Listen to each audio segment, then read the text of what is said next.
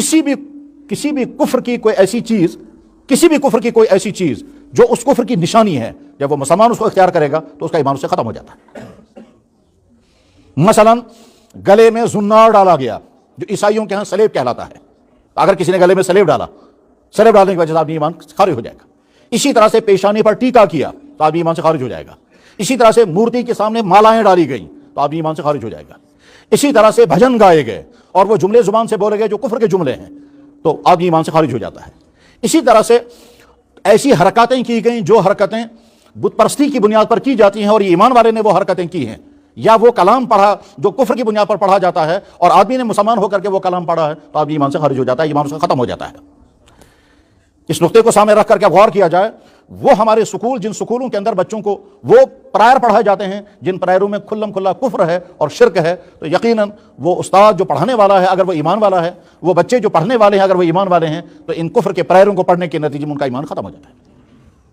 इसी के साथ साथ जैसे हम वो जुमले जुबान से नहीं बोल सकते जिन जुमलों की वजह से खुल्लम खुल्ला कुफ्र होगा, इसी तरह से वो हरकतें नहीं कर सकते जिनकी वजह से कुफ्र होगा, उन जगहों पर भी नहीं जा सकते जिन जगहों पर जाने से कुफ्र होगा, चाहे वो दूसरी कौमों के इबादत खाने हों, चाहे वो दूसरे कौमों का मजहबी त्यौहार हो, चाहे हत्ता कि हमारी किताबों में यहां तक लिखा हुआ है कि एक कौम जो एक खास दिन में पूरे बदन को रंगती है, अगर ईमान वाले ने खुशी के साथ वो रंगवा लिया, इसका ईमान खत्म हो जाता है।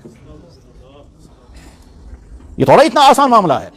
वो तो उलमा इसलिए इसको बयान नहीं करते हैं कि मुसलमानों की सतह नहीं है उसको सुनने की, ईमानी लेवल इतनी नीचे जा चुकी है कि फौरन आदमी कहता है यार झूठ। हकीकत सूरहाल यही है।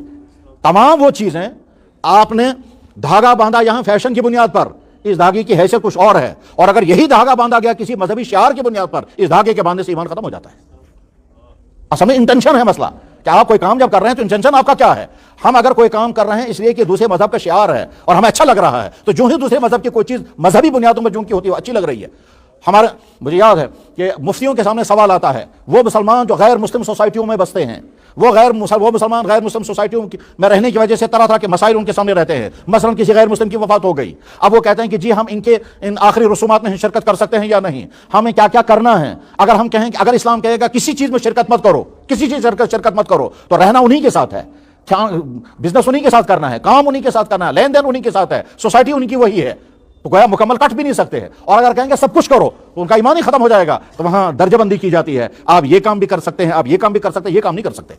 आप उनकी ताज़ियत कर सकते हैं, इज़हार हमदर्दी कर सकते हैं, माली मदद कर सकते हैं, और परेशान हो तो परेशानी में उनको तसल्ली दे सकते हैं, उनके ढारस बंधा सकते हैं।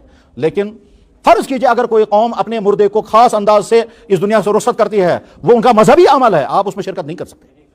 क्यों? इसलिए कि वो तो आपका ही, आपने तो उनकी चीज पसंद कर ली। जहां तक हमारा मजहब हमें इजाजत देगा बस वहां तक हम आपके साथ हैं, और जहां